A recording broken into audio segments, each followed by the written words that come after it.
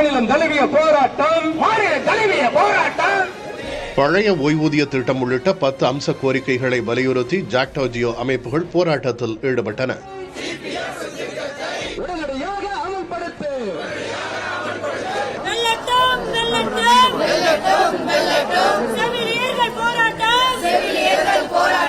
அதேபோல் பணி நிரந்தரம் கோரி கடும் குளிரிலும் செவிலியர்கள் தொடர் போராட்டம் செய்தனர்.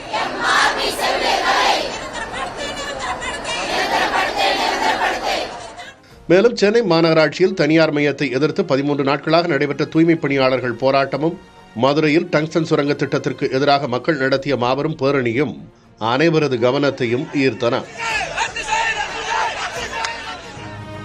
இந்தியாவின் முதல் செங்குத்து தூக்கு கடல் பாலமான புதிய பாம்பன் ரயில் பாலத்தை ஏப்ரல் 6ஆம் தேதி பிரதமர் மோடி திறந்து வைத்தார். சுமார் 2 கிலோமீட்டர் நீளம் கொண்ட இந்த பாலம் 600 கோடி ரூபாய் மதிப்பில் கட்டப்பட்டுள்ளது. 2022இல் மூடப்பட்ட பாம்பன் பாலம் 2.5 ஆண்டுகளுக்கு பின் திறக்கப்பட்டதோடு மீண்டும் நேரடி ரயில் சேவை தொடங்கப்பட்டது.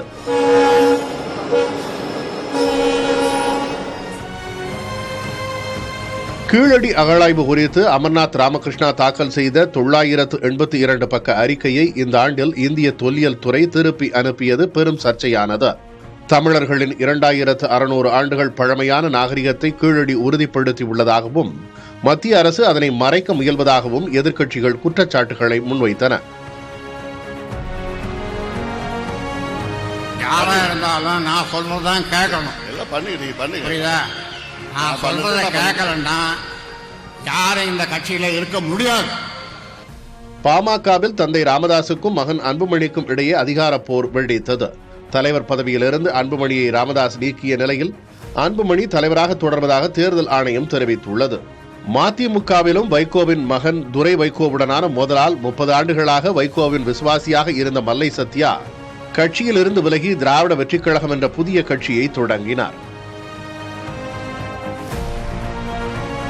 எம்ஜிஆர் காலம் முதல் அதிமுகவில் இருந்த மூத்த தலைவர் செங்கோட்டையன் அதிமுக ஒருங்கிணைப்புக்காக குரல் எழுப்பியதால் அவரை கட்சியிலிருந்து அதிரடியாக நீக்கினார் எடப்பாடி பழனிசாமி.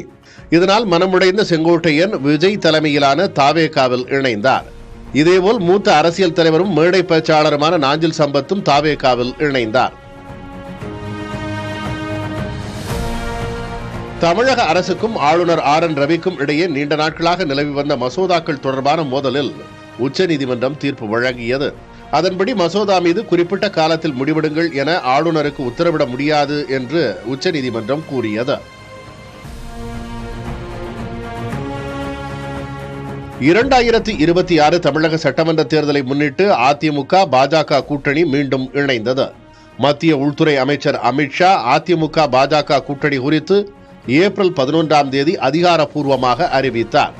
அதனைத் தொடர்ந்து மே 2ஆம் தேதி நடைபெற்ற அதிமுக செயற்குழு கூட்டத்தில் பாஜகவுடனான கூட்டணிக்கு அக்கட்சியின் தலைமை ஒப்புதல் அளித்தது.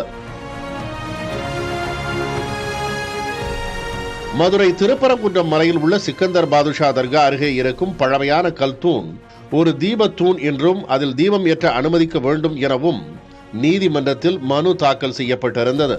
அதற்கு நீதிபதி GR சுவாமிநாதன் அனுமதி அளித்த நிலையில் தீபம் ஏற்றச் சென்றபோது கலவரச் சூழல் நிலவியது. தீபம் ஏற்றச் சென்றவர்களை தடுத்து நிறுத்தி 144 தடை உத்தரவு பிறப்பித்த தமிழக அரசு மேல்முறையீடும் செய்தது.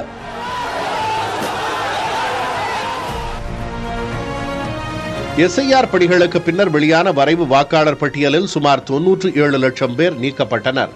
SIRக்கு முன்னதாக சுமார் 6,41,14,000 இருந்த வாக்காளர்கள் எண்ணிக்கை தற்போது சுமார் 5,43,00,000 குறைந்தது. இதன்படி சுமார் 15 விழுக்காடு வாக்காளர்கள் நீக்கப்பட்டுள்ளனர். செப்டம்பர் மாதம் கரூரில் தாவேகா தலைவர் விஜயின் பரப்புரை கூட்டத்தில் ஏற்பட்ட நெரிசலில் சிக்கி 10 குழந்தைகள் உட்பட 41 பேர் உயிரிழந்தனர். நாட்டையே உலுக்கிய இந்த சம்பவத்திற்கு அரசின் அலட்சியமே காரணம் என தாவேகாவினரும், விஜய் தாமதமாக வந்ததே காரணம் என திமுகவினரும் பரஸ்பரம் குற்றம் சாட்டினர். இது தொடர்பாக CBI விசாரணை நடைபெற்று வருகிறது.